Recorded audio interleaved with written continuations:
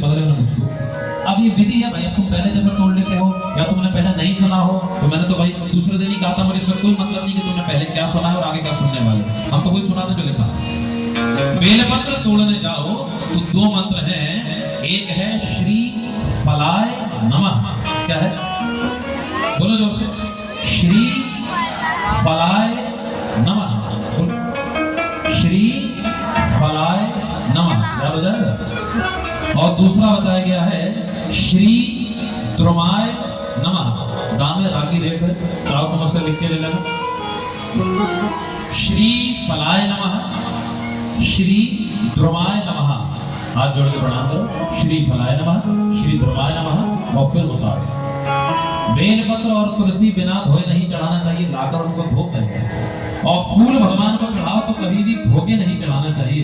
कई लोग सुबह सुबह फूल तोड़ने जाते हैं। एक कोई सज्जन तो कथा में कह रहे थे कि बिना नहाए फूल तोड़ना चाहिए। भैया हमारी एक पुस्तक है जिससे हम पंडित बनते हैं ना, हम लोग, नित्य कर्म भूमि प्रकाश, उसमें लिखा है कि बिना नहाए फूल नहीं तोड़ना चाहिए। और बिना नहाए फूल ले आओ, भगवान को स्वीकार नहीं। जमीन पे गिरा हुआ फूल फिर चढ़ा दो, स्वीकार नहीं। सूखा हुआ फूल स्वीकार नहीं, धुला हुआ फूल स्वीकार नहीं।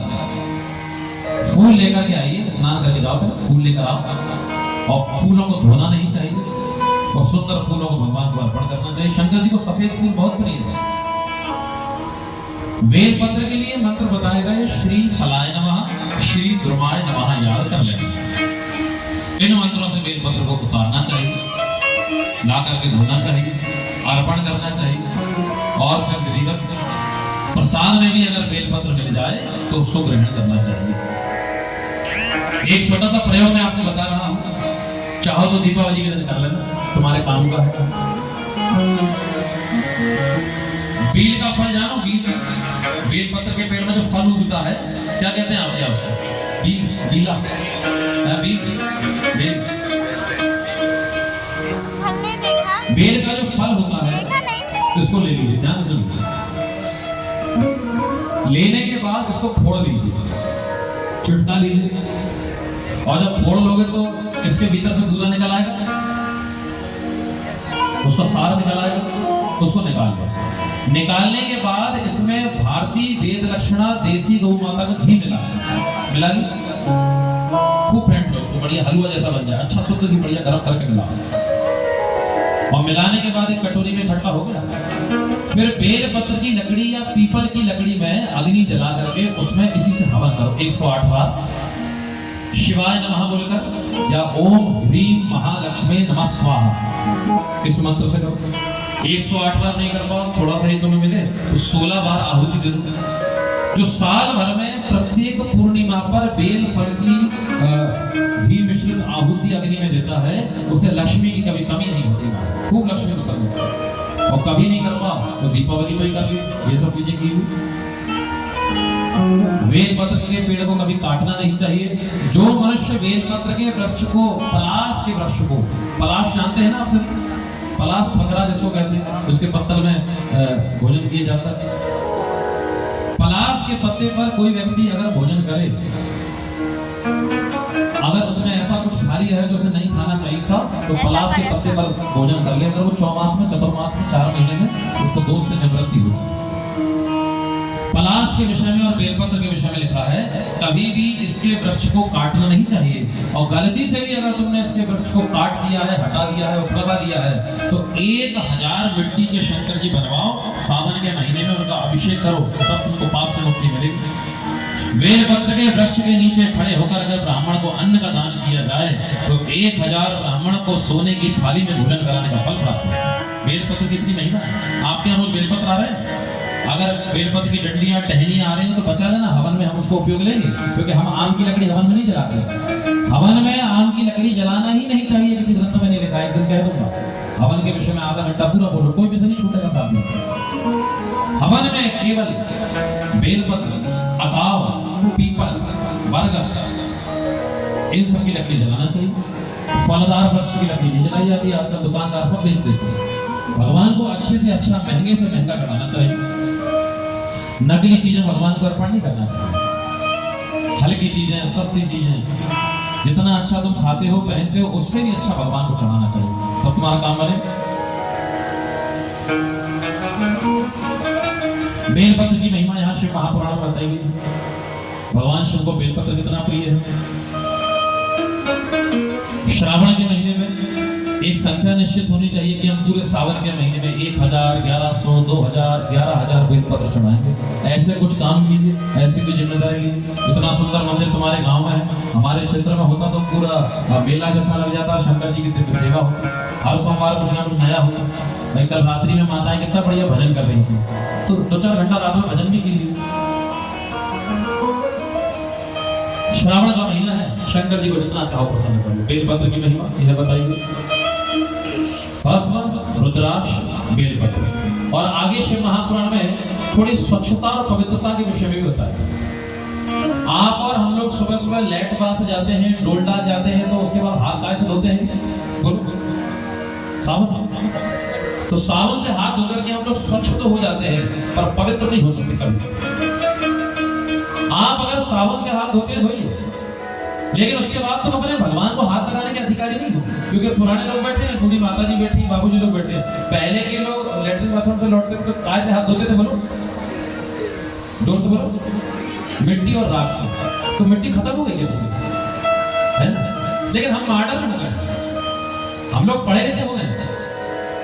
मिट्टी से हाथ इसलिए धोते थे माताओं और प्रेमियों, क्योंकि मनुष्य का जो मल होता है ना, मल वह चिकना होता है और साबुन भी चिकना होता है। तो एक चिकनाई दूसरी चिकनाई को थोड़ी हटा पाती है। इसलिए आप साबुन से हाथ धोते चलेगा, लेकिन बाद में थोड़ी राख और मट्टी लगा ना, जाने जैसे तुम रोटी खा लेते हो गंदे हाथों से। छी छी। जब तक तुम्हारे हाथ मट्टी से, तुम्हारे हाथ का कैसे पानी पिए? रोज लोग कहते हैं हमारे घर का खा लो महाराज जी, हमारे घर चलना महाराज जी, आप हमारे हाथ का क्यों नहीं खाते? क्यों नहीं खाते? तुम साबुन से हाथ धोते हो। तुम लाइफबॉय वाले हो ना, जो 99.9% कीटाणु मार देता है, तो 1% जो 1.1 बचा है ना, वो मिट्टी से भगेगा। डॉक्टरों, पहले के लोग मंजन करते थे, उंगली से दांतों को घिसते थे। अभी भी कई लोग अपने दांत साफ करते, कुल्ला करते हैं। कौन सी उंगली से? इससे। शिव पुराण में विद्यास्त्र संहिता आज पूरी हो गई, और उसमें ही लिखा था शुरुआत में, मैं तो कल कहना भूल गया, कि तर्जनी उंगली, ये वाली उंगली से जो अपने दांत मांजते हैं, उनको मलमूत्र खाने का दोष लग जाता है। मध्यमा से बहुत पुराना व्यक्ति जान जाएगा इस बात को, बीच वाली उंगली से दांतों को मांजा जाता है, ऐसे, है ना? हाँ। और ये सब हम कहाँ जान पाए? हम तो मॉडर्न लोग हैं, हमें फटा जीन्स पहनना पसंद है, फटे कपड़ा पहनना है। बच्चों को तो छोड़ो, उनके मम्मी पापा फटा कपड़ा पहने, कहीं यहाँ से फटा, कहीं यहाँ से फटा। ऐसा कपड़ा पहन के आप भगवान के सामने, गुरुजनों के सामने कैसे जा सकते हैं? थोड़ी मर्यादा बनाइए। और यही तो कारण है कि बांग्लादेश में जैसी घटना हो गई, वो भारत में हो जाए तो कोई आश्चर्य की बात नहीं है, क्योंकि आप और हम हमारे धर्म को जानते नहीं है, और दूसरे धर्म वाला तो ट्रेन में और बस में भी नमाज पढ़ रहा है। तुम क्या जानते? हनुमान चालीसा बच्चों को याद नहीं, तुम्हारे बच्चों को शंकर जी के 8 नाम याद नहीं। बस तुम्हारे बच्चों को तो मोबाइल मालूम है। माता पिता ने अपने बच्चों के हाथ में मोबाइल दे दिया, 4 घंटा अपने काम में लगे, वो मोबाइल में कहने का तात्पर्य अपने धर्म को जानिए। आप धर्म को बचाना चाहते हैं, मैं बहुत अच्छी बात कहूँ जी। हम तो साल भर भारतवर्ष में दान कथा नहीं करते, हमें तो बुलाते ही लोग इसलिए कथा सुनने, स्पष्ट सुनना, महाराज जी खुला बोलना। अरे बिल्कुल, हमने इसलिए आपने ऐसी जगह जाते हैं बोला। और मुझे उन जगहों पे कथा करने में बहुत मजा आता है जहाँ कभी कथा नहीं हुई, वहां तो मैं और खुलकर कथा करता हूँ। आप अपने सनातन धर्म को बचाना चाहते हो तो कोई झंडा मत फहराओ, कोई जुलूस मत निकालो, कोई रैली मत निकालो, कोई हो हल्ला मत बचाओ, कोई बाइक की रैली मत बचाओ। तुम तो हर रविवार को बस तिलक लगाने लगो और धोती कुर्ता पहनने लगो, तुम्हारे धर्म की रक्षा हो जाएगी। कितना करना है? और उन्हीं लोगों को अपना मित्र बना। मैं भी एक बात कह रहा था, आज सुबह मुझे कहने के लिए कहा गया कि भाई तो सोशल मीडिया पर भी बहुत लोग हमसे जुड़े, तो उन्होंने कहा गुरुजी थोड़ा सा आप ये जो चीजें चल रही हैं इस पर भी आप कहेंगे, बहुत कहते ही हैं। हमने कहा बोलिए। मैंने कहा था भगवान को अच्छे से अच्छा और महंगे से महंगा चढ़ाना चाहिए, लेकिन प्रयास करना चाहिए कि हम जो सामान खरीद रहे हैं पूजन पाठ का, वो हमारे हिंदू भाई से ही खरीदें। कहीं हम केला लेने गए, श्री परिहार जी आप तो कितने समाज में बैठते, सरपंच के रहे, आप तो समाज को कितना जानते होंगे। आप बैंक में कितना व्यक्ति आपसे मिलजुल रहा है, लेकिन क्या आपको नहीं लगता कि जब 30, 32, 35 साल जो भी आपकी आयु में नौकरी लगी हो, तब से लेके अभी 58 साल तक कितना बदलाव आ गया? 50 रुपए में 1 दर्जन केले मिल रहे हैं, एक आदमी बेच रहा है। गौर सुनना माता, ये माताओं की गलती है उसने। तुम्हारा 1-1 रुपए बचाने के चक्कर में जानती हो क्या हो रहा है? कंजूसी करने के चक्कर में धर्म कहाँ जाना जानती हो? कब तक बचाओगी उसे? कब तक बचाओगे? पति को सिखा के भेजती हो, बच्चों को सिखा के भेजती हो, जो सस्ता मिले वहां चले जाना, भले भाईजान की दुकान हो। 50 रुपए में एक दर्जन केला एक हिंदू भाई बेच रहा है और उसके बाजू में मुसलमान बैठा है, वो 40 रुपए का दे रहा है। तुम अपने भाई में तो लात मारोगे, वो 40 रुपए का केला ले आओगे, तो तुमने किसको बल दिया? ये तो तुमने धर्म के लिए भी अधर्म कर दिया अपने। लोग, मैं तो बाजार में जाता हूँ, सुनो भाई, हम तो स्वतंत्र रहने वाले व्यक्ति हैं, कर्मचारी जीवन है, ज्यादा कहीं पैसा देना तो हमको है नहीं कि कथा से पैसा कमा के घर में देना होगा ना। घर से भी हम खूब संपन्न रहे, माता पिता भी हमारे खूब संपन्न